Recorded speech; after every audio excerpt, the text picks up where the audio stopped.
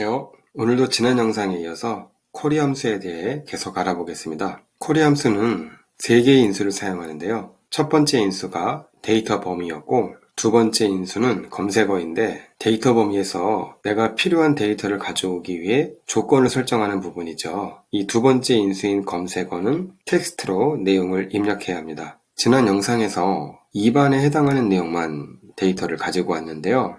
만약에 2반과 3반의 내용을 가져오고 싶다면 조건을 2 또는 3으로 설정하면 2반과 3반에 해당하는 내용만 출력할 수 있겠네요. 그래서 A는 2 다음에 또는에 해당하는 연산자 OR을 입력하고요. A는 3을 조건으로 추가하고 엔터를 치면 이렇게 2반과 3반에 해당하는 내용을 모두 출력할 수 있습니다. 여기서는 크게 의미가 없겠지만 2반을 제외한 나머지 반의 데이터만 가지고 온다면 어떻게 하면 될까요? 제일 원초적인 방법은 A는 3 또는 A는 4 또는 A는 5 등등등 이렇게 계속 OR을 입력해서 이어나가면 되겠죠. 그런데 그건 너무 비효율적이죠. 만약에 2반을 제외하고 나머지 반을 가지고 온다면 이렇게 입력하면 되겠습니다. 조건을 A가 2보다 크다라고 설정하면 되겠습니다. 이렇게 입력하면 A열에 있는 값 중에 2보다 큰 값만 가지고 오도록 조건을 설정한 것이 되기 때문에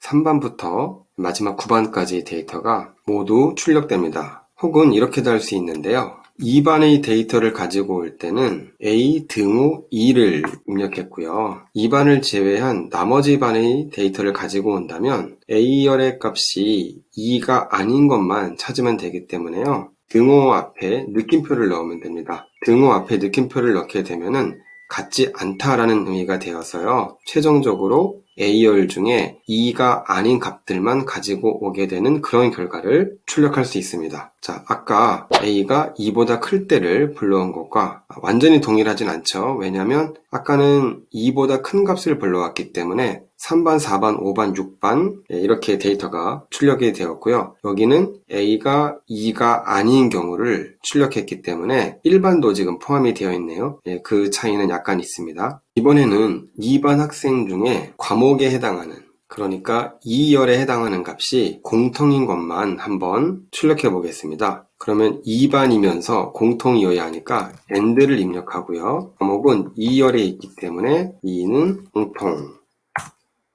뭔가 에러가 발생했습니다.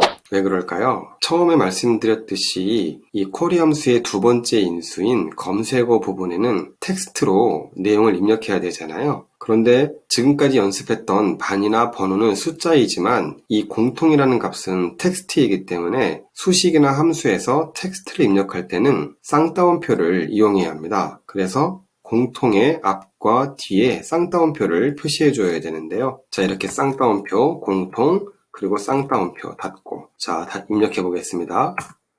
여전히 에러가 생기네요. 뭔가 수식이 잘못됐다고 하죠. 자, 이건 왜냐면 공통이라는 값은 숫자가 아닌 텍스트이기 때문에 쌍따옴표로 둘러쌌죠. 거기까지는 바르게 되었어요. 그런데 이 두 번째 인수 자체가 텍스트잖아요. 텍스트 안에 또 텍스트를 입력한 것이기 때문에 이 쌍따옴표를 또 한 번 더 쌍따옴표로 이렇게 묶어줘야 합니다. 자, 그러면 2반이면서 공통 과목에 해당하는 내용만 추려지는 것이죠. 뭔가 굉장히 번거롭죠. 여기 보시면 굉장히 많은 여러 개의 쌍따옴표가 나열되어 있어서 상당히 난해합니다. 그런데 이 구글 시트에서 텍스트를 입력할 때요. 쌍따옴표가 아닌 작은 따옴표죠? 이거 외따옴표라고 하나요? 아무튼 이 작은 따옴표도 텍스트 입력할 때 사용할 수 있는데 이 작은 따옴표를 이용하게 되면 이렇게 복잡하게 쌍따옴표를 여러 번 사용하지 않아도요. 단순하게 텍스트 앞과 뒤에